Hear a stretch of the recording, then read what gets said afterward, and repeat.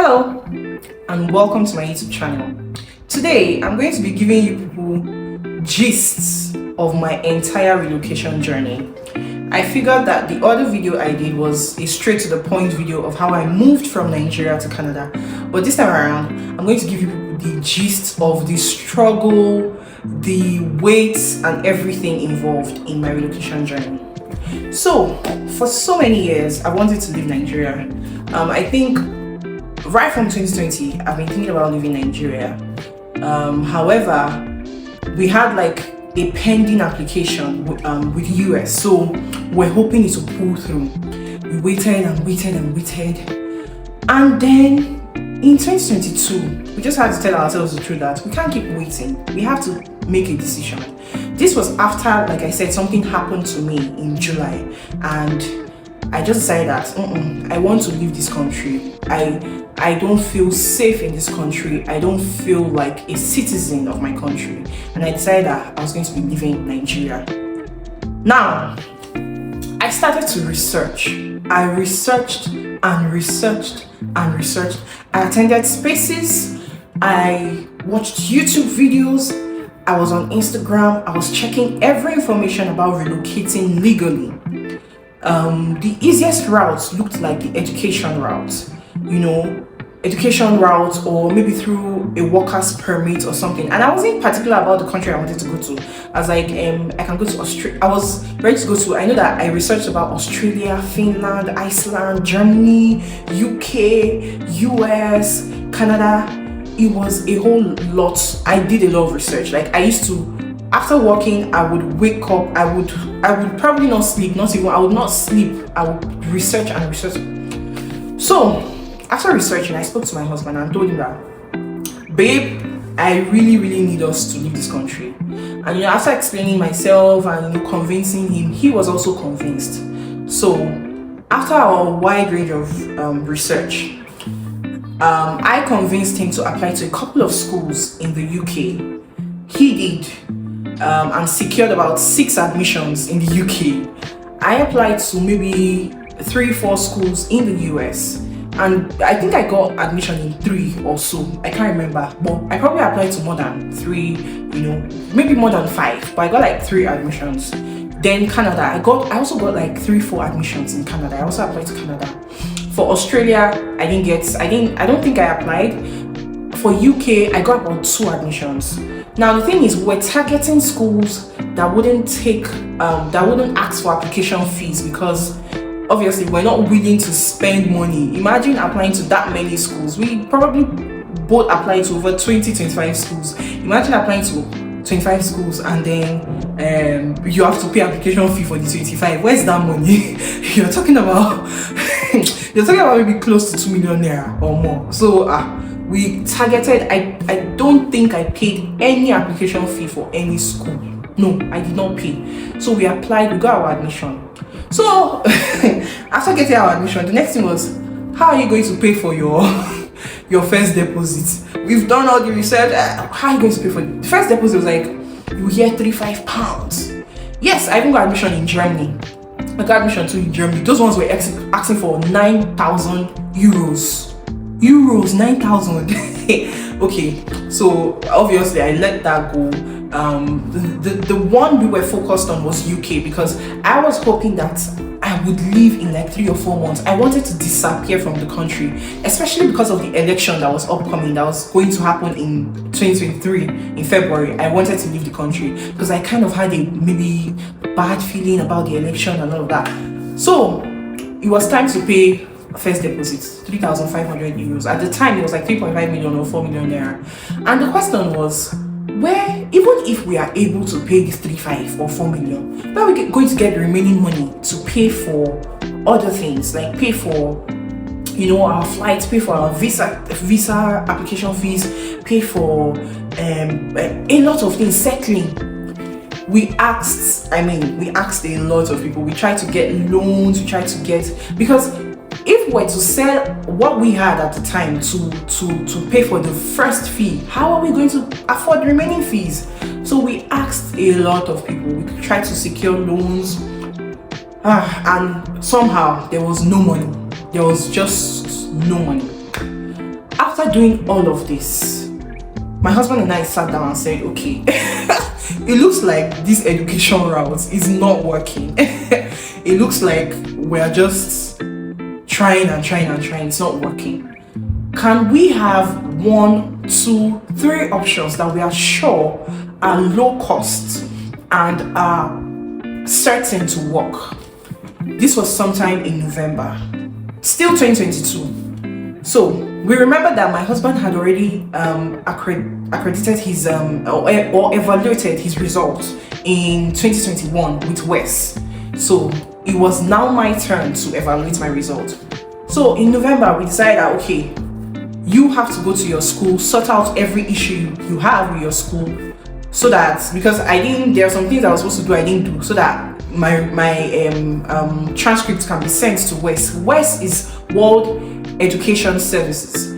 They are a body that help evaluate degrees from third world countries to be sure that they rank in the same this thing with maybe schools in Canada and USA. That's what West is. So I went to Jos, I went to Canada because I have 2 degrees, and I did everything I was supposed to do and ensured that my results were sent to West. The next thing was I started preparing for IELTS. I can be very spontaneous.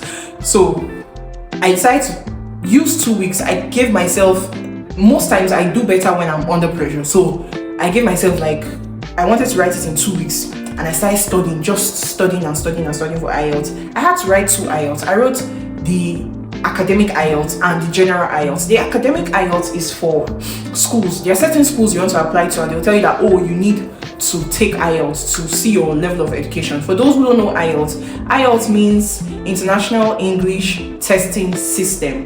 So it's a body that tests your range of English, how well you speak. So that's what I prepared for. I took the academic IELTS on the 7th of December, and I did so well. It will shock you that like in 2 weeks I did so well. Then I pushed the general one, that's the one for immigration, till 7th of January. I took the academic IELTS because our 2-step or 3-step plan was that we had 3 steps, actually 3 plans: plan A, plan B, plan C. Plan A was that I would try out the educational route, because my husband already has a master's. So him going to school to do another master's, like, why? So I have a BSc and a diploma, so I am more poised to take a master's, or a postgraduate degree. So the plan was, I was applying to a particular school, and that school requested for IELTS for them to give me admission, and they had their first deposit was $500. So it made sense at the time that, okay, it's better that a school is asking me to pay $500 than for me to pay 3.5 million, £35, you know. So we went with that school, and I took my IELTS. I did well. I applied.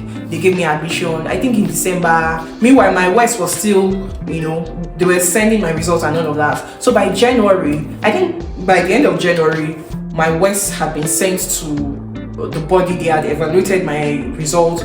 The school had given me admission and asked me to pay the $500.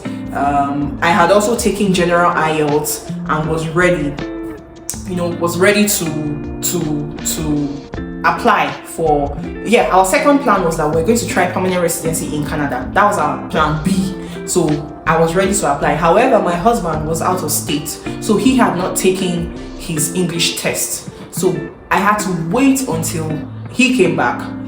Now, after the school took my $500 for first deposit, they sent an email that, oh, they made a mistake with the first deposit. I now have to pay an extra $2,000 for first deposit before they can give me the papers I need for my visa application. That was where I was like, no. I'm not paying an extra $2,000. Where's the $2,000 to pay? You know, and dollar was getting higher and higher that time. So that was where I ended the journey for the school. Obviously, $500 was painful, but I just let it go. So my husband came back to Lagos in March, and before then I had sent him materials to practice for IELTS while he was away. So he came back in March. In 1 or 2 weeks he had written his exam and he did well, exceptionally well. So after March, we're researching how are we going to come to Canada as permanent residents. What are we going to do? We now checked provinces. We checked all the provinces in Canada. I think there are 11 or 12, I don't remember. But I researched on every single province. I researched on how they invite people as provincial nominees, from Ontario to British Columbia to Saskatchewan to Manitoba to Alberta. I researched. Now, I figured that there are some provinces that invite you directly once you're in the express entry pool, and then there are some that allow you to apply to them directly even without being in the express entry pool, and then there are some that expect you to apply after you get into the express entry pool. And so we applied to a couple of them, and we're hoping that okay, maybe not, but there were some things they needed that we did not have. Let's say Manitoba. Now, we first of all needed to have a family member or friend in Manitoba, and not just anywhere in Manitoba, but they need to live in the outskirts of Manitoba, which we didn't have any of that. So now my sister-in-law all of a sudden called us and said it's like there's a sibling draw with Alberta or in Alberta. My sister-in-law stays in Alberta, and she explained everything to us, and then we went to do our research. We realized that Alberta was inviting. Alberta, like I said, is a province in Canada. So they were inviting people at the time who had family members. When I say family, father, mother, brother, sister. That's direct relationship. They were inviting family members who had work experience in certain fields where they needed people, right? So we researched and realized that an occupation that my husband has been doing for 6 years is one of the occupations they actually need people, which is graphic design. So that was like the biggest news ever. We decided to, this took like a month or thereabout, but on the 6th of May 2023, we now got into the express entry pool, as with my husband being the primary applicant and me being the dependent. Now, by the 11th, after 5 days, my husband was invited by Alberta to apply to their province. This means that once you're invited to apply, it means that you're going to get 600 points extra. So if my husband and I, let's say we're at 400 and something before, by the time they give us 600 points, we'll be at 1,000 plus. Meanwhile, what Canada has been inviting, the number Canada has been inviting or was inviting at that time was like 486, 470 something, so it was a great opportunity. So when Alberta invited, like I said, my husband applied, paid for their application fees. Now, before we got into this, before we applied to Alberta, we were seeing people getting nominated in 3 weeks. Like people that applied to Alberta, they were getting nominated in 3 weeks, 1 month, 5. I think it was basically 3 weeks and 4 weeks. So we were so sure that no, if we submitted our documents on the 23rd of May. So we're so sure that by 23rd of June we would have gotten our nomination. We're in for a shortcut. We waited and waited and waited and waited. Waited till I think after 10 weeks. We're not the only ones, obviously. There were a lot of us that were in the whole process. And I was like, what is happening? Like, you imagine seeing everybody getting nomination 3 weeks, 4 weeks, before you got in, and all of a sudden people are getting nomination. We had to wait for 10 weeks. Meanwhile, mind you, we had sold all our household equipment because we didn't want a situation where it would be, you're invited to, we get our nomination, invited to apply to express entry, and then we have a problem. We sold everything. We sold our car. We sold everything. In fact, we refused to pay for rent. You know, we moved to a family house because we felt like the rent was going to take a large chunk of what we needed as maybe proof of funds or flights. It was a lot of money, you know. 1.7, that's a lot of money. That's money we would use comfortably for flights. So we moved to a family house to stay. We're so sure. I had told my friends that a few of my friends that by August I'll be out of this country. Or by September, no, you guys are playing with me, I'll be out of this country. So back to the gist. We finally got our what's it called? Our nomination certificate. I think on the 23rd of July 2023. I think so. That was 10 weeks after. What this means obviously is that we now have 600 points plus our 400 points that we had before. So it was a given that Canada would now invite us to apply for express entry. After we got the nomination, by the 1st of August 2023, we got invited to apply, you know, as permanent residents in Canada. We did everything we had to do, you know, our medicals. In fact, we had already done upfront medicals, police reports, that one. We did everything. And then submitted with proof of funds and all of that. We submitted on the 16th of August 2023. Another gist. I'm telling you, we were seeing people getting their application approved. Application approved is like a passport request, right? That you are now a passport request for your passport to be stamped, and then you're now invited to come to, you know, Canada. You can now fly to Canada as a permanent resident. So, you know, so people were getting approved in 3 weeks, 2 weeks, 1 month, 5 weeks, 6 weeks. We got in on the 16th of August. 1 week, 2 weeks. In fact, me and my husband were saying, no, latest 16th of September. We had prayed, we had fasted. 16th of September we would have gotten our passport request, would have sent our details to to the passport request office. 16th of September came, nothing. In fact, our application was not moving from what we're tracking was not moving. 16th of October, nothing. 16th of November, nothing. Nobody told us. We started to fast. We waited until we started losing weight. Like we were skinny because we were what's happening? And look, there's it's a different feeling if your application is moving and you are seeing. Our application was like, from our tracking, nothing was happening with our application. It was just there. So we fasted, we prayed, we're thinking, mind you, we're not necessarily doing a lot of work. My husband was doing work, but I wasn't doing a lot. So it was like, what is happening? What is happening? I've told people that I will leave this country soon. God, are you about to shame me? We waited and waited and waited. And in December, we just told God that, God, what we want as our New Year gift is that, please, we need our approval. Like, that's all I want. And we're like, that's what we want.